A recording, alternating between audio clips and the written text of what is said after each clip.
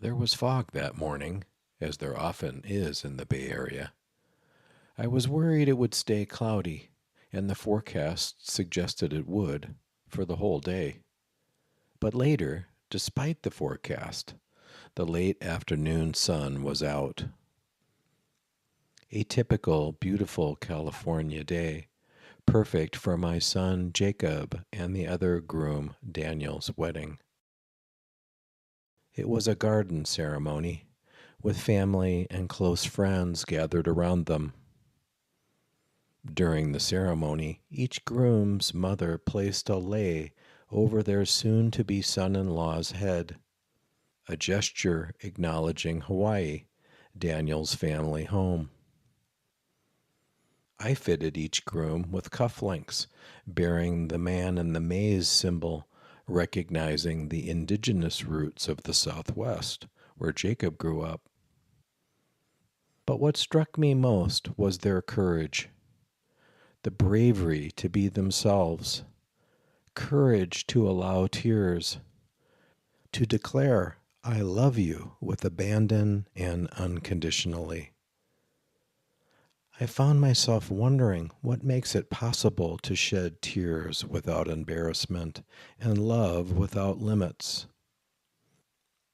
Looking around that afternoon, there was love everywhere. Family, friends, a smiling waitress who was also cheering them on. A community creating conditions where two people could stand fully in the truth of who they are. Courage is easier when we feel safe. Courage is a particular aspect of mindfulness. It requires just the right amount of effort. There is an old story about the strings of a lute. If the strings are too loose, the sound is not pleasing. If the strings are too tight, it is sharp. The strings must be neither too loose nor too tight for the music to sound beautiful. Mindful effort is the same.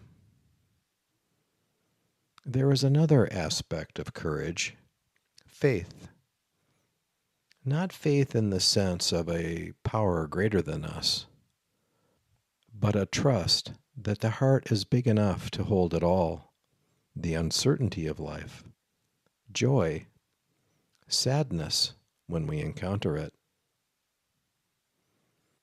Pema Chödrön is a prominent Buddhist teacher in the Tibetan Vajrayana tradition. She teaches about the warrior spirit, but she defines warrior in an unconventional way. The warrior is willing to feel fear without needing to get rid of it. The true warrior does not build armor around grief, disappointment, loneliness, or uncertainty. Courage in this sense means staying present even when afraid, rather than trying to escape discomfort through distraction, blame, control, busyness, or spacing out. This can help us respond differently. Courage is not about winning. There is nothing to conquer. Nikki and I visited Jacob and Daniel briefly at their hotel before they left for their honeymoon. They looked fulfilled and tired. We shared our favorite wedding moments and laughed as we recalled the funny ones. We basked in the lingering joy of it all. Eventually, it was time to leave. So we had our final round of I love yous and wished them well on their trip. Nikki and I were quiet as we rode the elevator back to the lobby. Neither of us seemed in a hurry to break the silence. Often, it is the father who has lessons for the son. But on the day of the wedding, Jacob had a lesson for me.